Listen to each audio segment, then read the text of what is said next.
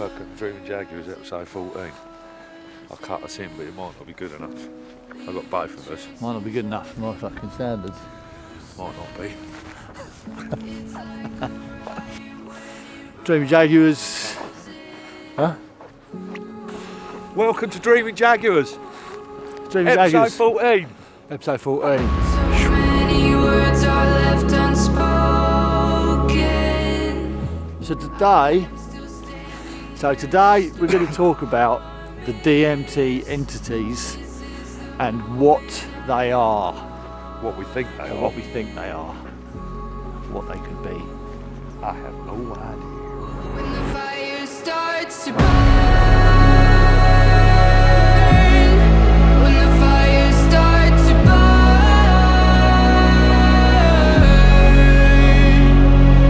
It's time to rise alive again. From echoes of the ashes we return. When the fire starts to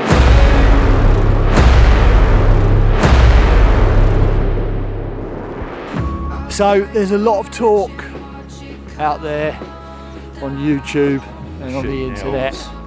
about the DMT entities, what they are, what they could be. Justin and I have had many interactions with many various types of entity, in ranging from archetypal god-like deities through to cartoon clowns and all sorts of mechanical mechanoid species demons. And it's interesting to theorise what they might be, because you know you've got your materialist Jungian approach to the psyche, which says that it's split multiple ways and that every fraction of the mind that you interact with is part of you, or every entity, every folklore, fairy, elf is a part of your psyche. So when you come into contact with freestanding orthogonal entities, can be a bit of a shock. starts to burn.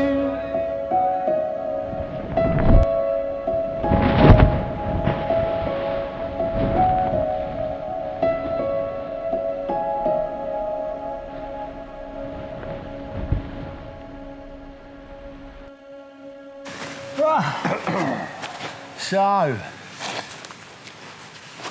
Okay. you go first, mate. Well, no, because I still struggle with actually whether it's my brain making it up and it's stuff that I'm bringing from past movies or stuff like that, or do I struggle anymore? Nah, I don't think I do. I used to. I think you're full of shit. I used to back in the probably back in the day. I used to want to argue it.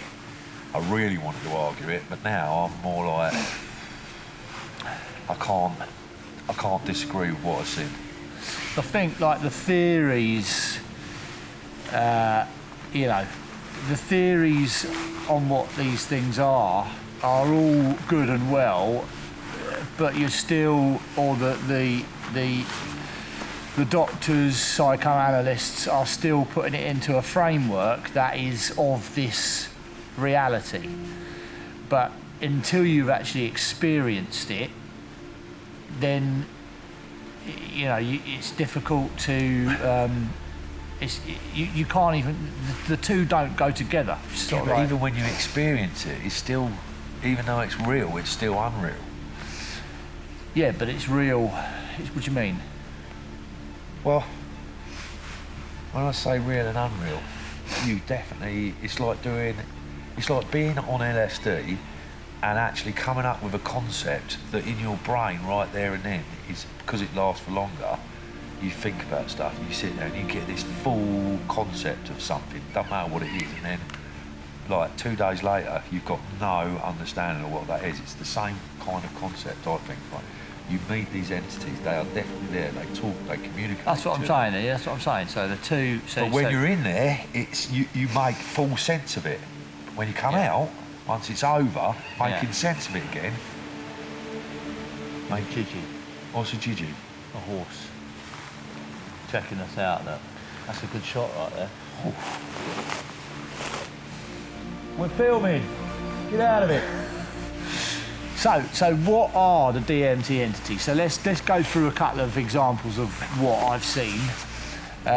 So everything from the geometry that you first interact with as I'm guessing as the DMT molecule takes hold, then the geometry starts to become vibrant and alive, and then from that geometry there are entities that emerge from the geometry. Now that could very well be the brain trying to make sense of that overload that's going on in the brain, and the brain is trying to familiarise itself with what's happening to it, because it's not something that's normally happening to it. So it tries to create pictures, as we would see on any of these sort of books that you have these little special effects things where you see the picture come out of the squares and that. Yeah.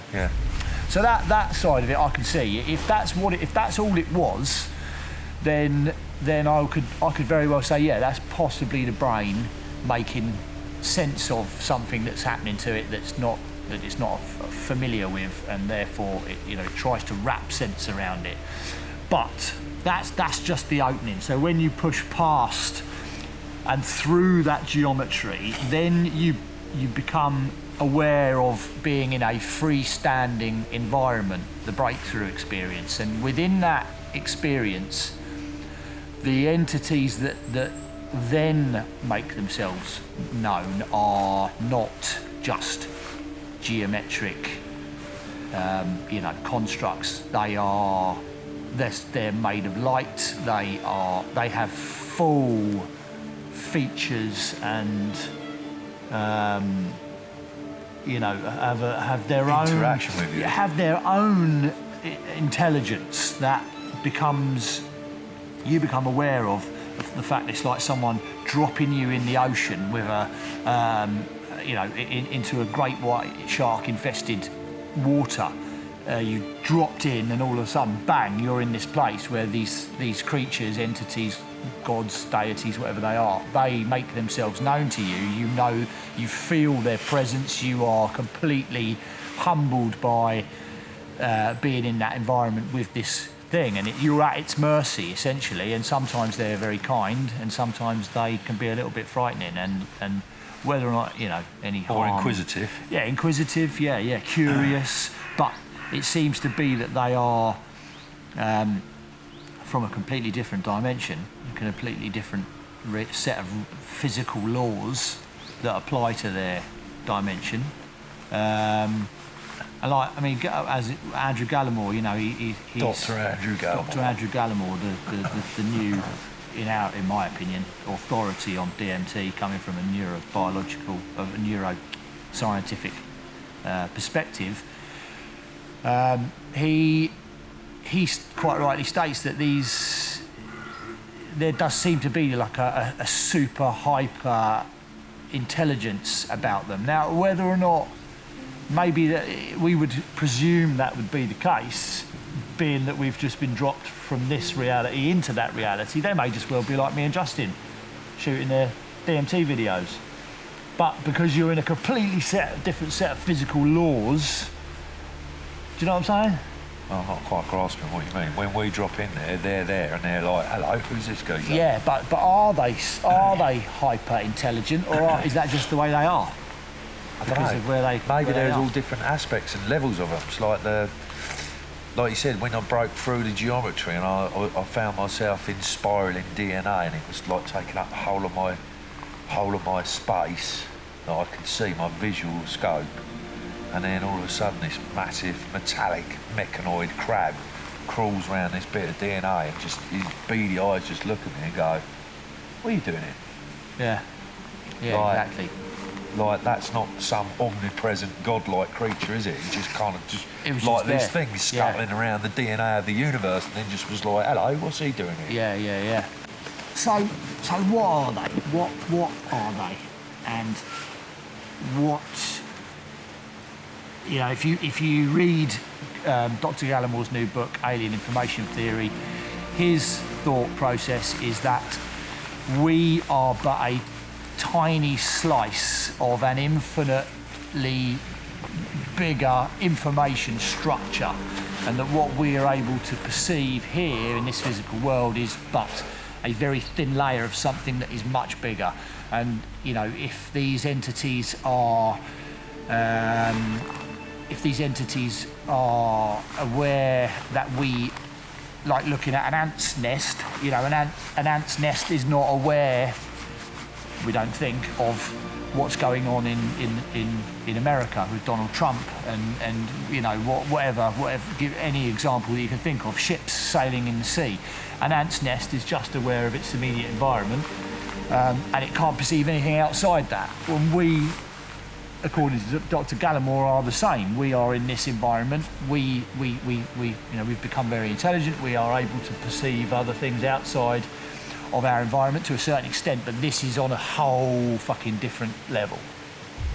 And that these entities could well be part of this bigger information structure that is able But isn't to also observe. his theory that if they wanted to communicate with us, they would give us DMT to be able to... Well, so if they are the masters of this environment, i.e. if they have made this environment, if Yeah. they are the architects of this physical world, Oh, right, then how would you... So what his argument is that if you created a simulation, right, then how would you communicate with the avatars in that simulation? You couldn't just plug a microphone in to your computer and go, "Hi guys, how you doing?"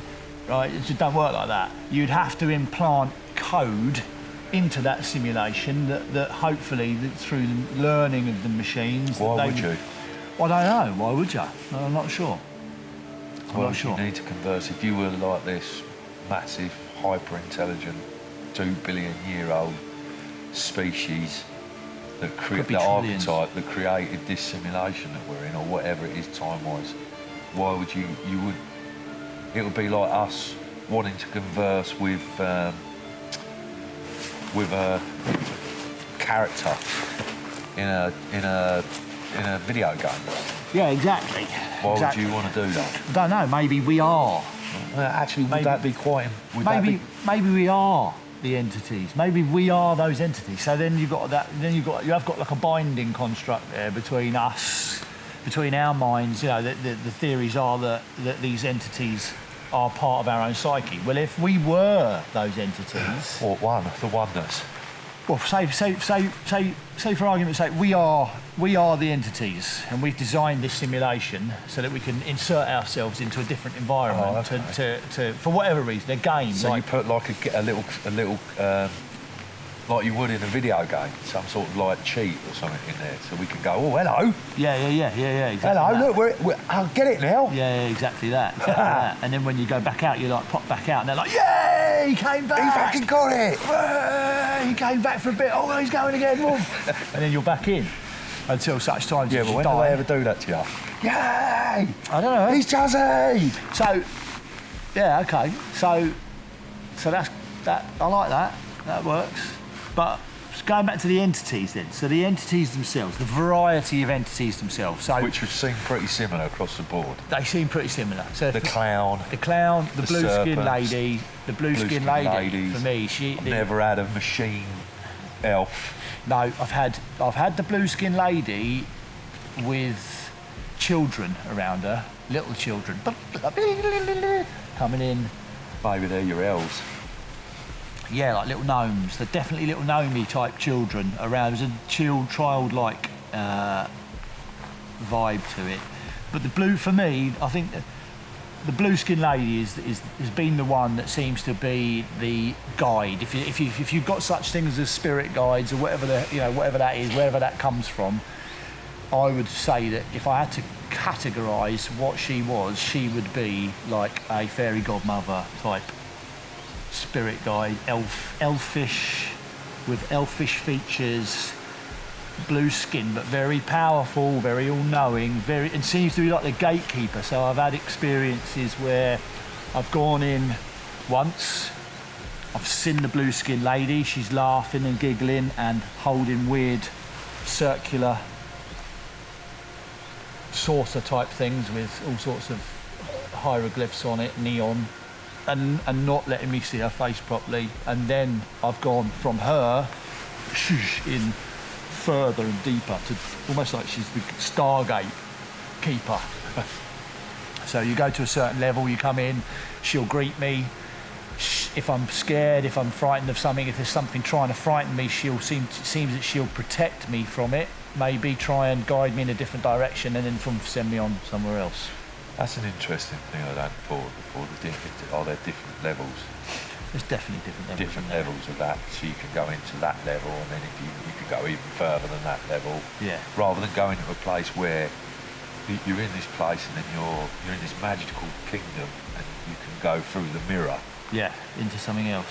I'm talking about a different level of, you've got that rated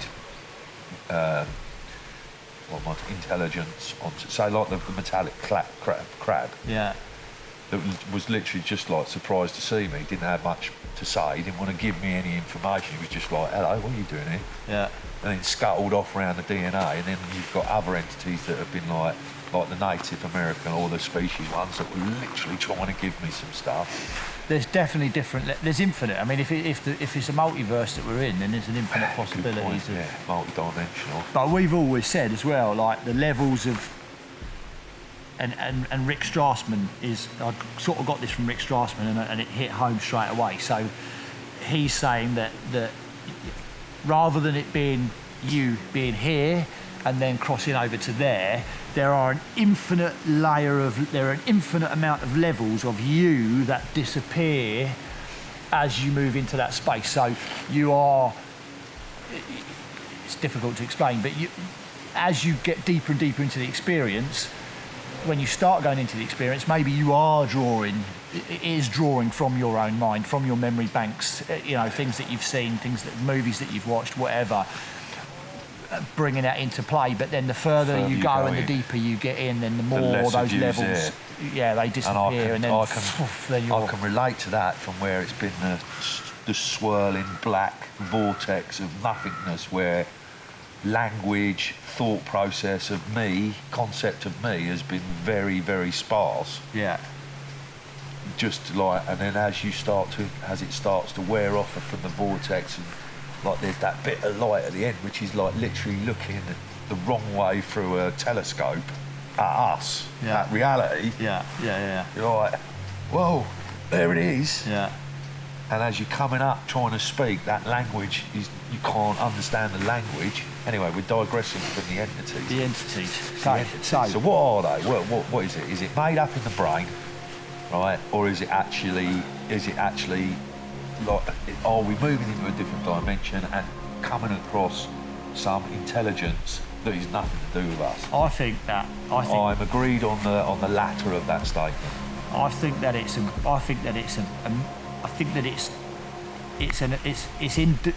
dimensionally way bigger than we can even wrap our heads around. Yeah, and my brain cannot fabricate some of the things that I've seen. No. There have been things that even now I struggle to actually explain what that was all about or what it was I was engaging with. Yeah. My brain can't piece that stuff together. So there's, in this reality, the language to describe what we've seen is just not there. No. In that reality, it's just like, oh yeah, of course. Yeah, that's of what course. it is. Yeah, of course it is. Yeah, of course it is that thing over there. You're talking to me in some telepathic, vocal, blah blah, whatever it is, and you get it when you're there, and then when you come out, it's like, yeah, I just met this thing, and I can't explain it. Yeah, so I think it's an amalgamation of everything. So I think that yes, it is part of our mind, and I think those entities are separate, or it is an orthogonal, independent spaces, infinite number of. But I think that trying to say, well, is it in my mind or is it out there? I think the actual answer, the overall answer to that is so much bigger and in so many more dimensions than we can possibly fathom that, you know, we're never going to know what that is. But it's fucking interesting to the senses are open and changed in a way that you can now perceive stuff that we can't perceive here. that we do not perceive. Like right here, right now, if you did DMT right here, right now, even though we're in the countryside on the south coast of England, boom, whatever, you don't have to travel. No. We're on it, we're in it right now. Yeah. It's just like flipping a switch, going from black and white to colour, that's it. Yeah. So entities, so entities that we have seen. Let's do a little run through. So for me, blue skin lady is prominent in a lot of my DMT or my past DMT experiences. Definitely in different shapes and forms, but the intelligence, the presence it's like, you know, it's like your mother. It's definitely the same presence, entity, incredible. Or, you know, I've got a very strong link to that, whatever that is. Children, definitely, in some sort of gnomish sense, very childlike, innocent but clever and jestery, jokery type, you know, tricksters. I've seen, and in one experience that we're going to talk about coming up in a video fairly soon, so was a second experience, and I was in like a desert environment with like this carnival of light, mountainscapes, desert, but with this sort of like it was like a vehicle, but it was like a carnival type scenario going on, but in a sort of super technological sense. And there was a mantis creature there in my face, looking at me, gauging, sort of assessing. I don't know what it was doing, was reading my DNA, but it was there, it was in my face, and it was a mantis thing. And you know, I'd had the blue skin lady and a very sort of elfish DMT experiences, that sort of fairy folklore style experience up to this point, and then all of a sudden, bang! It's like I'm on an alien planet with some crazy technological fucking vehicle beyond all comprehension, and this mantis insectoid being in my face. You know, that's completely left field. And that, so we're going back to this sort of infinite mindscape type scenario where you can travel to infinite different places. What else have I had? I've had the sort of devil man from the film Legend. Just wink at me as I was going in. Big fuck off, multicolored horns. They're very demonic, very. What have we here? Very fucking powerful creature, entity, but just as I was dissipating into that space, just sort of as if to say, you're on my side now, son. Just give me a little wink. Watch your step. Yeah, I mean, Jesus, the list goes on. The crab man. Justin's Serpent. had Alanis Morissette. That's my only take on it. Alanis Morissette from Dogma gave me so much information about space, time, how it folds in, what it seemed. I could make sense of it then, but Have a sniff up. yeah, I need to. Where's that tissue? I need to blow my nose. Whatever entities you come across, whatever you see, perceive, frightening or not, you have to find the courage to just face it and face it down. Face it. Face it. Face it down and just like be with it and let it, you know, let it show you That's what it the only wants to thing show that's you. ever bothered me, and there's been some. I mean, that serpent, that was freaky and scary. That had me wrapped up. So, yeah. And what were the little stony type creatures? Yeah. They used to get me all the time. They were always around.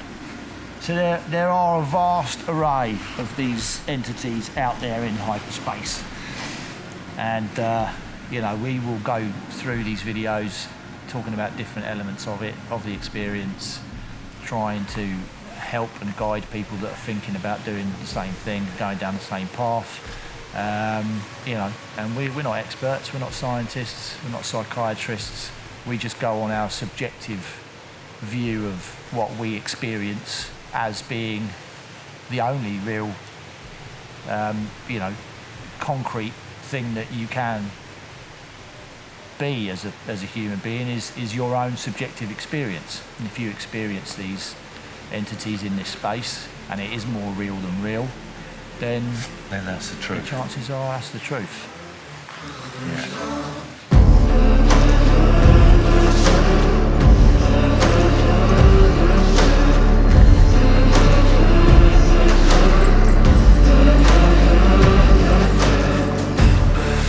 So if you like what the Jaguars are trying to do and we're trying to achieve, you know, give us a thumbs and subscribe to the channel. We have got a load more cool stuff coming. We're going to try and do a video every week, and yeah, see you.